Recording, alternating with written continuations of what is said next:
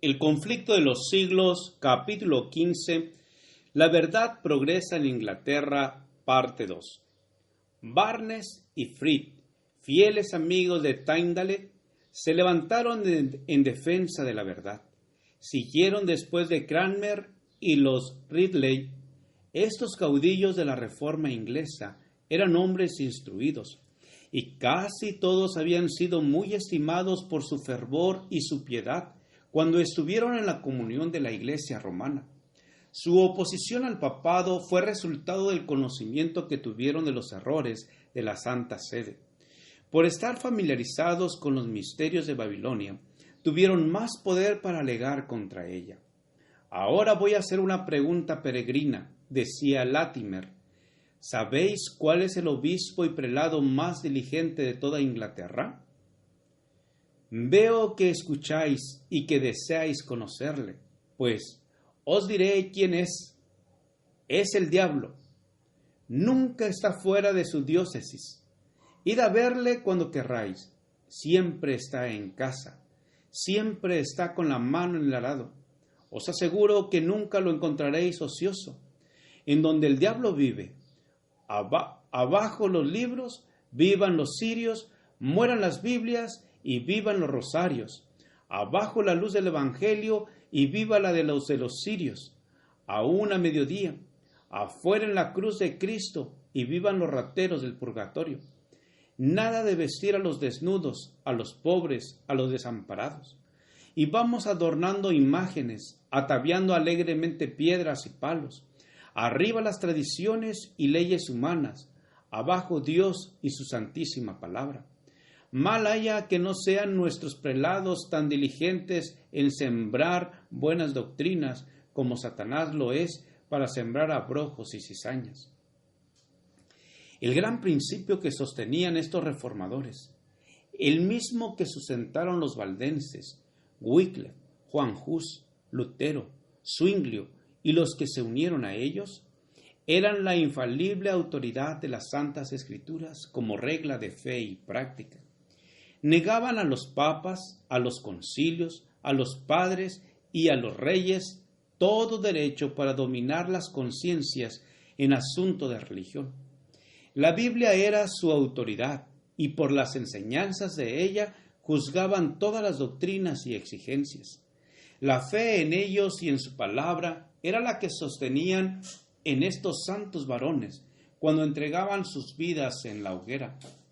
Ten buen ánimo, decía Latimer a su compañero de martirio cuando las llamas estaban a punto de acallar sus voces, que en este día encenderemos una luz tal en Inglaterra que, confío en la gracia de Dios, jamás se apagará. En Escocia, la semilla de la verdad esparcida por Colombano y sus colaboradores no se había malogrado nunca por completo. Centenares de años después que las iglesias de Inglaterra se hubieran sometido al Papa, las de Escocia conservaban aún su libertad.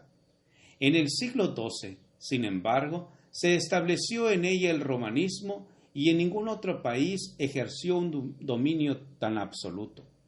En ninguna parte fueron más densas las tinieblas. Con todo, rayos de luz penetraron la oscuridad, trayendo consigo la promesa de un día por venir.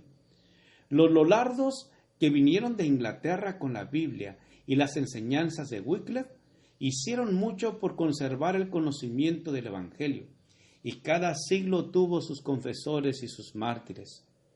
Con la iniciación de la Gran Reforma, vinieron los escritos de Lutero y luego el Nuevo Testamento inglés de Tyndale, sin llamar la atención del clero.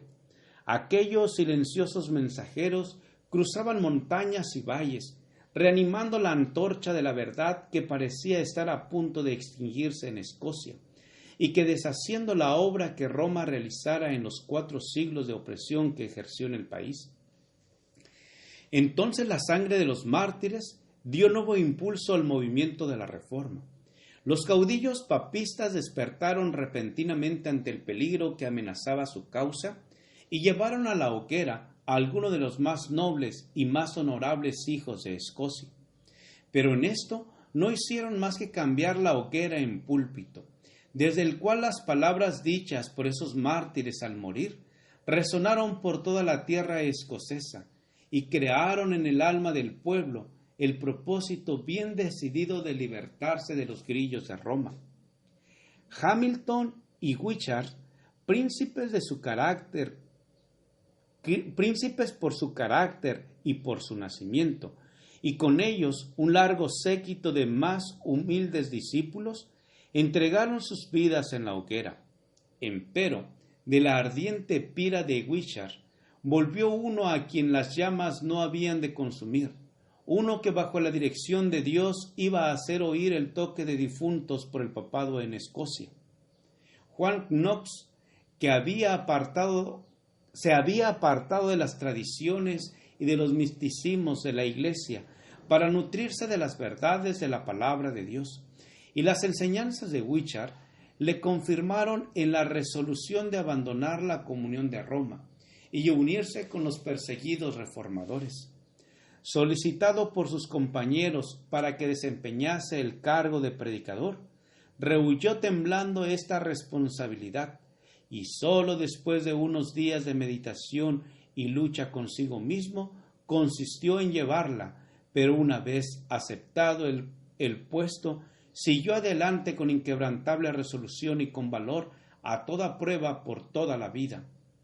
Este sincero reformador no tuvo jamás miedo de los hombres. El resplandor de la hoguera no hizo más que dar a su fervor mayor intensidad. Con el hacha del tirano pendiente sobre su cabeza y amenazándole de muerte, permanecía firme, asentando golpes a diestra y a siniestra para demoler la idolatría. Cuando lo llevaron ante la reina de Escocia, en cuya presencia flaqueó el valor de más de un caudillo protestante, Juan Knox testificó firme y denodadamente por la verdad. No podían ganarlo con halagos, ni intimidarlo con amenazas. La reina le culpó de herejía. Había enseñado al pueblo una religión que estaba prohibida por el Estado y con ello, añadía ella, transgredía el mandamiento de Dios que ordena a los súbditos obedecer a sus gobernantes. Knox respondió con firmeza: como la religión verdadera no recibió de los gobernantes su fuerza original ni su autoridad, sino sólo del eterno Dios, así también poco deben los súbditos amoldar su religión al gusto de sus reyes, porque muy a menudo son los príncipes los más ignorantes de la religión verdadera. Si toda la simiente de Abraham hubiera sido de la religión del faraón, del cual fueron súbditos por largo tiempo, os pregunto, señora, ¿qué religión habría hoy en el mundo?